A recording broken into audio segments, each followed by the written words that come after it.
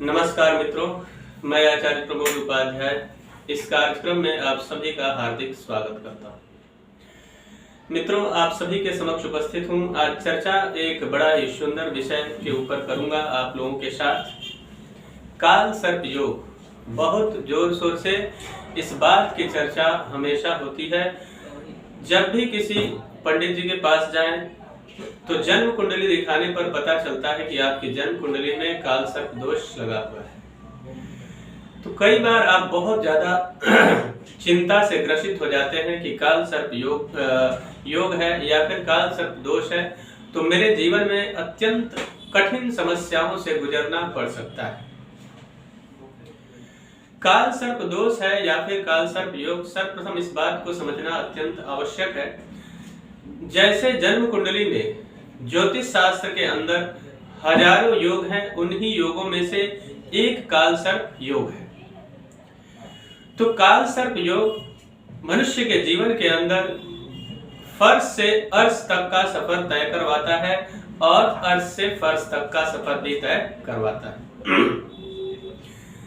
बहुत सारे लोगों के जन्म कुंडली में काल सर्प योग होने पर लोग कहीं ना कहीं सोच में पड़ जाते हैं, लेकिन मैं आपको बता दूं कि भारत ही नहीं पूरी दुनिया में तमाम सारे लोगों के जन्म कुंडली में काल सर्प योग होने के बाद भी उन्होंने कॉर्पोरेट जगत में, पॉलिटिक्स में, फिल्म इंडस्ट्री में ऐसे जगहों पे अपने नाम का परचम लहराया है। इसका अर्थ यह है कि काल सर्प दोष होने के बाद भी आप अपने जीवन के प्रत्येक ऊंचाइयों को छूने में कामयाब होंगे। सिर्फ आवश्यकता है कि समय पर इसका निवारण करवा लेना। अब आज जो चर्चा है वह ये है कि बहुत सारे लोग ऐसे भी हैं जिनके पास जन्म कुंडली नहीं है, जन्म तारीख और जन्म का सही समय निर्धारित नहीं है।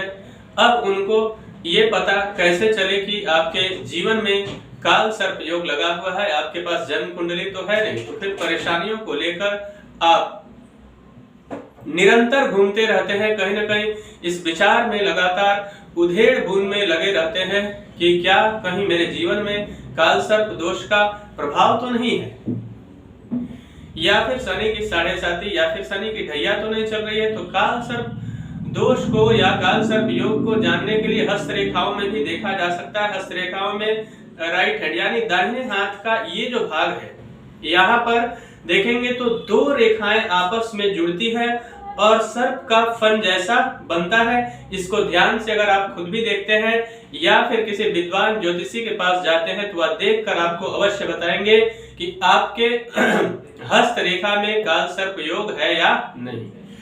अब यदि आपको काल सर्प योग है और आपके पास जन्म कुंडली नहीं है तो आपको ये पता कैसे चलेगा, इस बात को समझना अत्यंत आवश्यक है।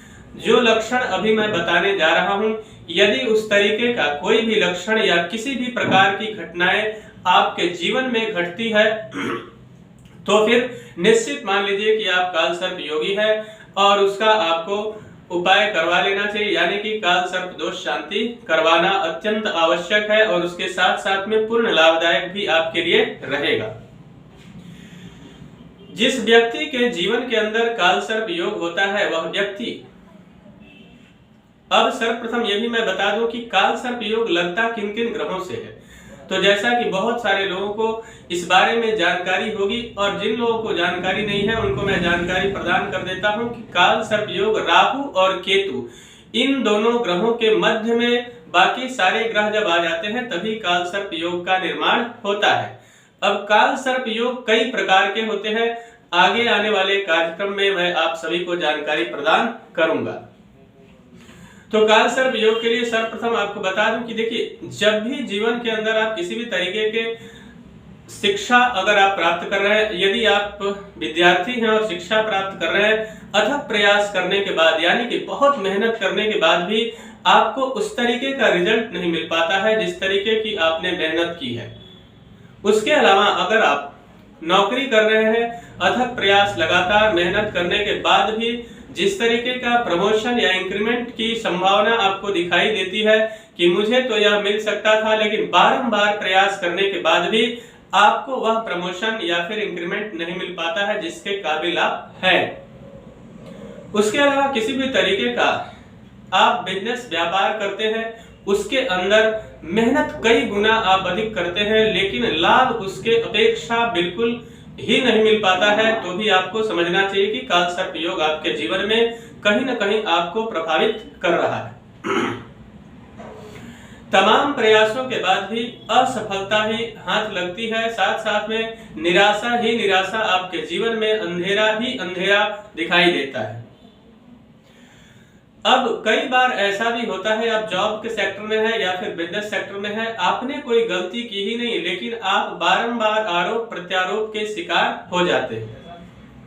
तो भी समझ लीजिए कि आपके जीवन या फिर आपके जीवन के अंदर कालसर्प योग का दुष्प्रभाव चल रहा है। उसके अलावा आपको संतान में दिक्कतें आ रही है, आप विवाहित हैं और संतान होने में समस्याएं आ रही है, या फिर अगर आप विवाह के योग्य हैं और विवाह सही समय पर नहीं आ रहा है, तमाम सारी बाधाएं आ रही है।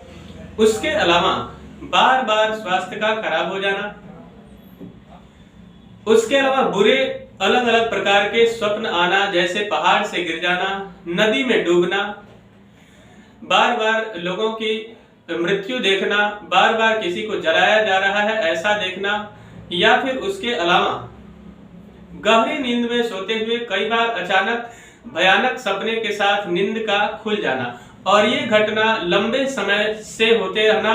अगर इस तरीके की घटनाएं आपके जीवन में हो रही है तो निश्चित मान लीजिए कि आप कालसर्प योग के शिकार हैं। यदि आपके पास जन्म कुंडली नहीं है फिर भी आप कालसर्प दोष का निवारण शुभ समय में विशेष करके अमावस्या के दिन अगर करवाते हैं तो निश्चित मान लीजिए कि ये जितनी भी बाधाएं आपके जीवन में आ रही है, इन बाधाओं से आप छुटकारा प्राप्त करके और सफलतम करियर को प्राप्त करने में कामयाब रहेंगे। तो मित्रों, आगे और भी जानकारी कालसर्प से जुड़ी हुई मैं आपको एक सीरीज में प्रदान करूंगा, और मुझे आशा है कि मेरा यह कार्यक्रम आप सभी को पसंद आया होगा।